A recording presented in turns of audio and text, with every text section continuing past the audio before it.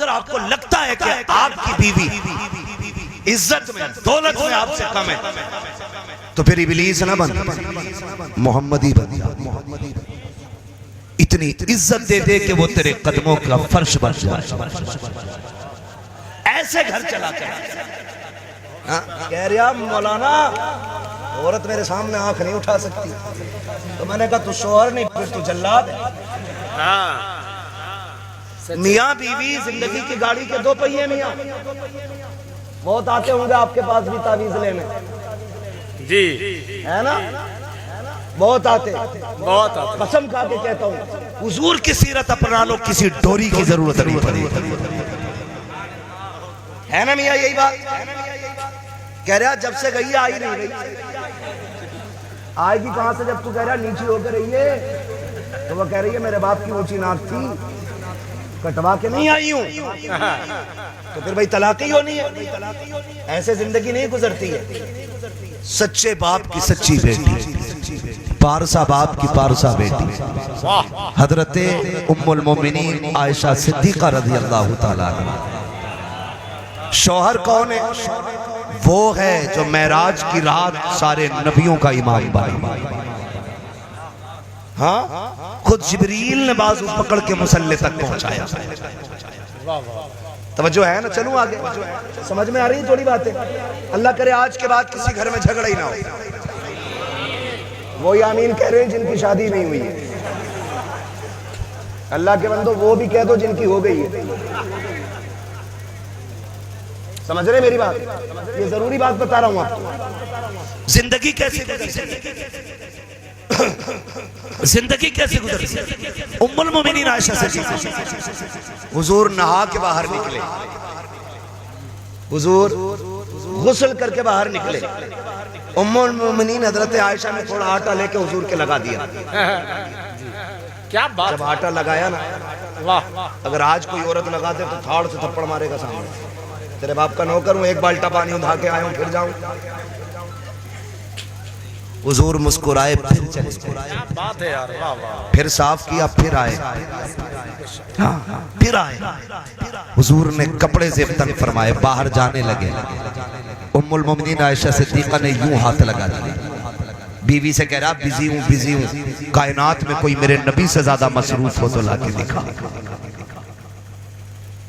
63 سالہ زندگی میں دنیا کے کونے کونے تک اسلام کا پرچم بھی پہنچانا ہے، ایک ایک وجود کو جینے کا سلیقہ بھی دینا ہے، بچوں کی پیدائش سے لے کر کے آخری سانس تک کی زندگی کا ایک ایک زاویہ سکھانا ہے، اور صرف چند لوگوں کو نہیں، ایک ایک فرد پر۔ کتنی مصروف ترین ذات ہوگی میرے نبی کی، یہ سب کچھ کرنے کے بعد پھر رات کو رب حبلی کی صدائیں بھی دینی ہے، پھر غار میں جا کے رب کو رو کے بھی دکھانا ہے، پھر آنسو بہا کے امت کے لیے مغفرت کی دعائیں بھی مانگنی ہے۔ میرے نبی سے مصروف ذات کوئی ہو تو لا کے دکھا۔ تیری عورت تجھ سے کہتی ہے 5 روپے کی دوا لا دو، سر میں درد ہے تو کہتا ہے ڈھونگ کر رہی ہے، جا کر کے جا پانی پی کے سو جا۔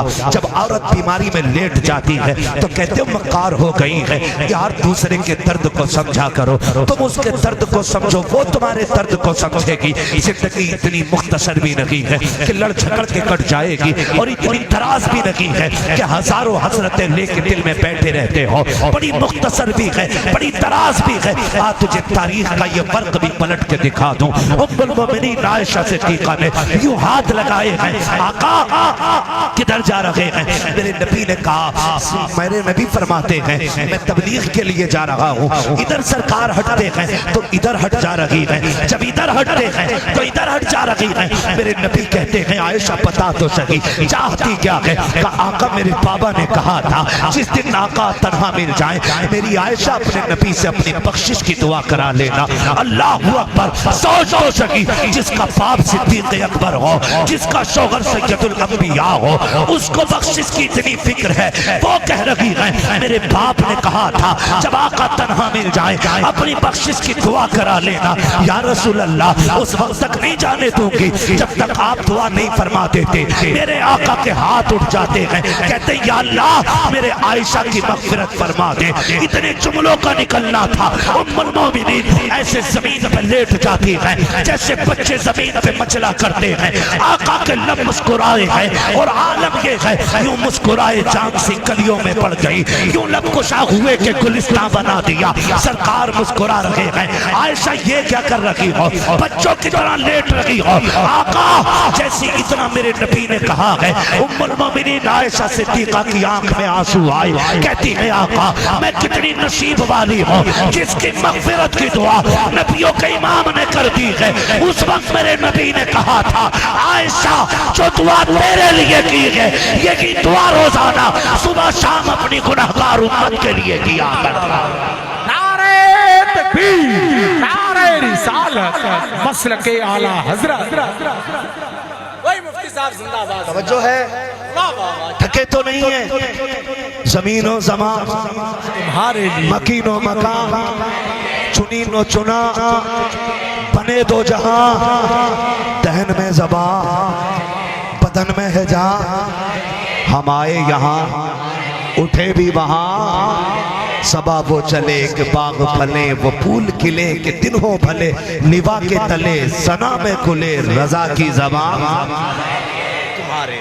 او بھائی یہ ام المومنین عائشہ صدیقہ، میں بتا رہا تھا نبی کا عمر کو۔ چلو بیٹھیں گے بھی تھوڑی دیر، بہت اچھا ہے۔ لوگ بیٹھنا چاہتے ہیں وہ کہتے ہیں ذرا نعرہ حیدری علی علی علی۔ جب محفل علی کی ہو اور تذکرے عمر کے ہوتے ہے نا، کلیجے ٹھنڈے ہو جاتے ہیں۔ محفل علی کے بیٹوں کی سجی ہو اور بات صدیق کی بیٹی کی ہو رہی ہے، یہی تو سنیت ہے اور یہی تو جنتیوں کی پہچان ہے۔ توجہ ہے، اللہ آپ کو سلامت رکھے۔ ام المومنین عائشہ صدیقہ فرماتی ہے کہ حضور مجھے کبھی ایک منٹ کے لیے بھی اپنی نظر سے، ایک لمحے کے لیے اپنی نظر سے جدا نہیں ہونے دیتے تھے۔ کہتے لیکن وہ دن میری زندگی کے اتنے مشکل دن تھے، آقا گھر میں آئے مجھ سے چہرہ پھیر لیا، حضور نے چہرہ کیا پھیرا، کہنے لگے پھر مجھ پہ ہزار قیامتیں ٹوٹ پڑی، میں ٹوٹ گئی۔ اب تک زمانے کے تانے تو برداشت ہوئے لیکن جب حضور نے چہرہ پھیرا نا، کہتی میں برداشت نہ کر سکی، میں برداشت نہ کر سکی۔ میں نے سوچا کیوں نہ گھر چلی جاؤں، ماں مجھ سے حال دل پوچھے گی، ابا بات کریں گے تو دل کا درد کچھ کم ہو جائے گا۔ کہتی میں عرض کرتی ہوں یا رسول اللہ میں گھر چلی جاؤں؟ کہتے ہیں آج نبی نے بھی بنا توقف کیے فوراً کہہ دیا چلی جاؤ۔ کہتی پھر کیا، پھر تو قیامت آ گئی، بجلیاں گری دل پہ۔ میں نے سفر کیا، اپنے دروازے پہ گئی، سوچا باپ تسلی دے گا، ماں سہارا دے گی۔ کہتی جب گھر میں قدم رکھا نا تو باپ نے بھی بات نہیں کی، ماں نے بھی بیٹی کا حال نہیں پوچھا، آج کوئی بات نہیں کر رہا تھا۔ میں کافی دیر بیٹھی رہی، کوئی تو پوچھے مجھ سے سچائی کیا ہے، کوئی تو بات کرے۔ کہتی ماں مصلی پہ تھی، باپ تسبیح پڑھ رہے تھے، کسی نے حال دل نہ پوچھا۔ پھر میں نے اپنی بات سپریم کورٹ میں پہنچا دی، میں نے کہا مالک اب عائشہ کی سچائی تو ہی بیان کرے گا، تیرے سوا کون ہے جو میری بے گناہی کو ثابت کرے؟ کہنے لگی میں یہ کہتے کہتے رونے لگ گئی۔ ادھر حضور کی بے قراری کا عالم، یہ حضور کی بے قراری کا عالم، حضور گلی میں ٹہل رہے، حضرت ابو بکر سے ملاقات ہوئی، یار ابو بکر تیری تو بیٹی ہے نا، تو بتا میں کیا کروں، لوگ ایسے ایسے کہہ رہے ہیں میری عائشہ کے بارے میں، کیا کرنا چاہیے؟ ابو بکر کی آنکھ میں آنسو آ گئے، آقا میں باپ ہوں، میں کیا کہہ سکتا ہوں، اگر میں کہوں میری بیٹی کو پار سامان ہو، دنیا کہے گی بیٹی تھی اس لیے باپ حمایت کر گیا، آقا میں کچھ نہیں کہوں گا۔ حضرت ابو بکر بھی دامن چھڑا کے چلے گئے، کہتے سامنے سے علی آ رہے تھے، میں نے کہا علی تو بتانا یار میں بڑا بے قرار ہوں، میری عائشہ کے بارے میں ایسی ایسی باتیں ہو رہی ہیں۔ حضرت علی نے کہا یا رسول اللہ آپ پریشان کیوں ہوتے ہیں، آپ اشارہ کریں تو سینکڑوں باپ اپنی بیٹیاں آپ کے نکاح میں دینے کے لیے تیار ہیں، یا رسول اللہ پریشان نہ ہو۔ کہتے علی بھی یہ کہہ کے چلے گئے، آقا فرماتے میں چند قدم آگے چلا، سامنے سے میرا عمر آ رہا تھا، میں نے کلائی پکڑی، یار عمر تو ٹھہر تو چلی، تو وہ ہے جس کی مرضی سے رب قرآن میں آیت نازل کر دیتا ہے. تو بتانا کیا کیا جائے, تجھے تو پتا ہے نا میری عائشہ کے بارے میں کیا باتیں ہو رہی ہیں. حضرت عمر کے بارے میں میرے آقا فرماتے ہیں جب میں نے عمر سے اتنا کہا عمر کی گردن جھک گئی. کہتے ہیں یا رسول اللہ میں نے بھی سنا ہے. کہا عمر پھر تو بتا کیا کیا جائے. آقا فرماتے میرے عمر نے مجھ سے 2 سوال کیے تھے. میرے عمر نے 2 سوال کیے. کہتے ہیں یا رسول اللہ کیا آپ کے بدن پہ کبھی مکھی بیٹھی ہے. میں نے کہا عمر کبھی نہیں بیٹھی. کیا آپ کے پسینے سے کبھی بدبو آئی ہے. میں نے کہا عمر کبھی نہیں آئی ہے. کہا محبوب پھر پریشان کیوں ہوتے ہیں. جو رب آپ کے بدن پہ مکھی نہیں بیٹھنے دیتا وہ تیرے بستر پہ گندی عائشہ اگر ہوتی تو کیسے آنے دیتا. جو رب تیرے پسینے میں بدبو نہیں آنے دیتا وہ تیری عائشہ تک کسی گناہ کو کیسے آنے دیتا. ارے حضرت زندہ باد زندہ باد. میرے آقا کہتے ہیں میرا عمر یہ کیسے چھپا. اتنے میں جبریل آ جاتے ہیں کہتے ہیں آقا دنیا کی فکر نہ کریں تیری عائشہ بے گناہ ہے. یہ عمر ہے جس نے پوری زندگی نبی کی عزت و عظمت سے پہرا دیا. غیرت نہیں آتی ہے ان کے بارے میں بھونکتے ہو. شرم آنی چاہیے. حضرت عبداللہ ابن عمر بدری صاحب گزر کے جا رہے. شہزادے دونوں بیٹھے, بچے نہیں تھے, جوان تھے. جان بوجھ کے کہا ہمارے نوکر کے بیٹے ادھر. حضرت عبداللہ ابن عمر نوکر کا بیٹا, لیکن کس میں تاب تھی جو حضور کے شہزادوں کا فرمان ٹالتے. گئے جی جو بات کہنی تھی کہیں. حضرت عبداللہ ابن عمر وہاں سے گئے. ابا جی آج بڑا عجیب معاملہ پیش آیا. کیا ہوا. گزر کے آ رہا تھا حسن حسین سے اور انہوں نے کہا ہمارے نوکر کے بیٹے. اتنا سنا حضرت عمر کہتے ہیں کیا تو سچ کہہ رہے ہیں. کیا انہوں نے ایسے ہی کہا. کہا جی. کہنے لگے کیا لکھوا لائے گا. کہا کیوں نہیں. فرمایا لے یہ قلم لے اور یہ دستاویز لکھوا کے لا. آگے دوڑ کے دونوں بھائی وہیں تھے. کہا جو تم نے کہا لکھ دو گے. کہنے لگے علی کے بیٹے جو کہا کرتے وہ کر کے بھی دکھایا کرتے. کہا پھر لکھو. آپ نے لکھ دیا عمر ہمارا نوکر ہے. نیچے دستخط کر دیا.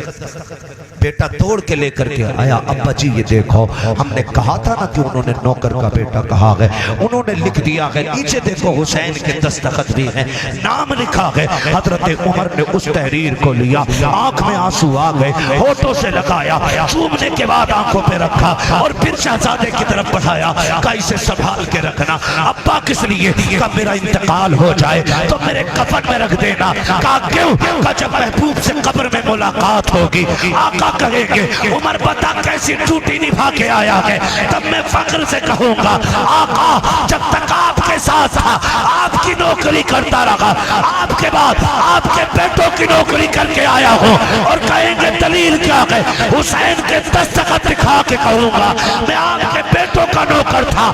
یہ دیکھو حسین نے مجھے اپنا نوکر کہہ کے پکارا.